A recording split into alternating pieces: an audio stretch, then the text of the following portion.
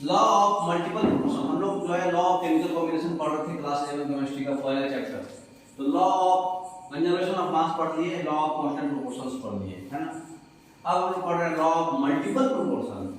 जब दो elements combine हो करके एक से ज्यादा कंपाउंड अगर बनाता है तब ये फॉलो होगा, है ना। एक से ज्यादा कंपाउंड बनाएगा तो एक एलिमेंट का मास जो कंबाइन होकर कांस्टेंट मास दूसरे एलिमेंट से, वो एक सिंपल रेशियो बनाएगा, मतलब पॉइंट पॉइंट में नहीं आएगा। कहने का मतलब जैसे कि नाइट्रिक ऑक्साइड है 30 ग्राम, नाइट्रोजन ऑक्साइड है NO2 46 ग्राम, तो ये कैसे बना? 14 ग्राम N प्लस 16 ग्राम O, N और O से बना, है ना। तो रेशियो कैसा रहा? नाइट्रोजन और ऑक्सीजन का रेशियो कैसा है? 1:1, ठीक है। यहाँ पे NO2 जो बनाया है वो रेशियो कैसा है? 14 ग्राम 32 ग्राम ऑक्सीजन 1:2। मास पे नहीं देखना है आपको, ये आपस में कितना रेशियो पे है। तो ये आपस में जो कंपाउंड बनाएगा NO चाहे NO2 बने, एक ही एलिमेंट है नाइट्रोजन और ऑक्सीजन, केमिकली कंबाइन होकर के मल्टीपल कंपाउंड्स बना रहा है। कभी NO बना दे रहा है, कभी NO2 बना दे रहा है, कभी NO3 बना दे रहा है। तो उस केस में जो आपस में रेशियो होगा वो सिंपल रेशियो होगा, कभी भी पॉइंट में नहीं होगा। ये बनना चाह रहे हैं, है ना। नेक्स्ट जैसे आपका देखिए N2O है, नंबर ऑफ पार्ट्स जो है 28, नंबर ऑफ पार्ट्स जो है ऑक्सीजन का 16, फिक्स जो है नाइट्रोजन का जो होता है 14 14 14, है ना।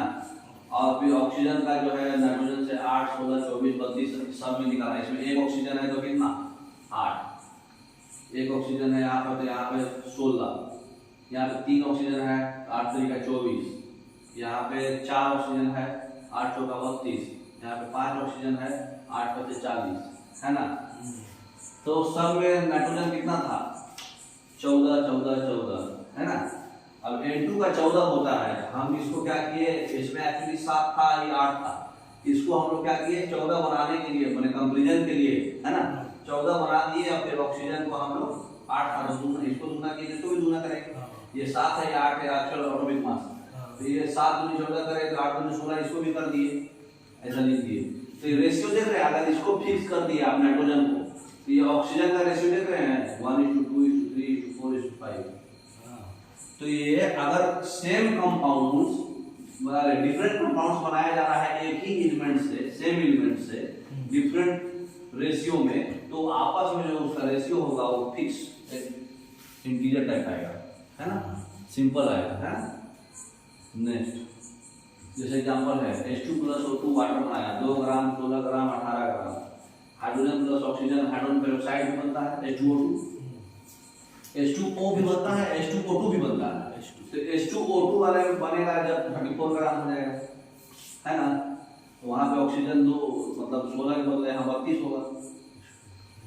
तो हाइड्रोजन ऑक्सीजन मिलके H2O बना रहा है, हाइड्रोजन ऑक्सीजन मिलके H2O2 भी बना रहा है।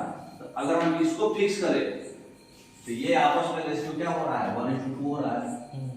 तो अगर एक एलिमेंट को फिक्स करेंगे तो दूसरा एलिमेंट जो है सिंपल रेशियो में कंबाइन होगा, अगर वो मल्टीपल कंपाउंड्स बना रहा है तो। समझ में आया? नेक्स्ट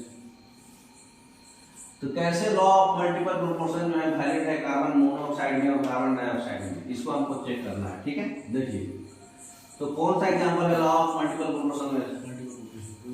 जिसमें कंपाउंड बना हो लेकिन एलिमेंट सेम हो, खाली उसका रेशियो अलग अलग आ जाए। पहला ऑप्शन में देखिए CO CO2, कार्बन ऑक्सीजन भी बना, कार्बन ऑक्सीजन भी बना, लेकिन यहाँ ऑक्सीजन 1 है, यहाँ ऑक्सीजन 2 है। अब इसका आपको चेक करना है ना। तो कैसे चेक करेंगे? कार्बन का कितना रेशियो आता है? कार्बन का मास कितना, कार्बन का कितना रहेगा 6, है ना। ऑक्सीजन का यहाँ कितना है 8। यहाँ पे कार्बन का 6, ऑक्सीजन का कितना 16, 8:16 1:2 में आया। तो सिंपल फॉर्मेट में आएगा वो कभी भी। अगर दूसरा वाला जो चेंज हो रहा है, एक को फिक्स कर देना है आपको। Next law of multiple proportion, इसमें कौन फॉलो नहीं कर रहा है बताइए?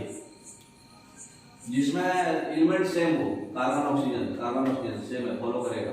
हाइड्रोजन ऑक्सीजन सेम है, फॉलो करेगा। सल्फर ऑक्सीजन फॉलो करेगा। ये अलग हो गया, ये फॉलो नहीं करेगा, है ना। D option. तो लॉ ऑफ मल्टीपल प्रोपोर्शन आपको समझ में आ गया होगा। ओके, इतना ही रखेंगे आज। Okay, thank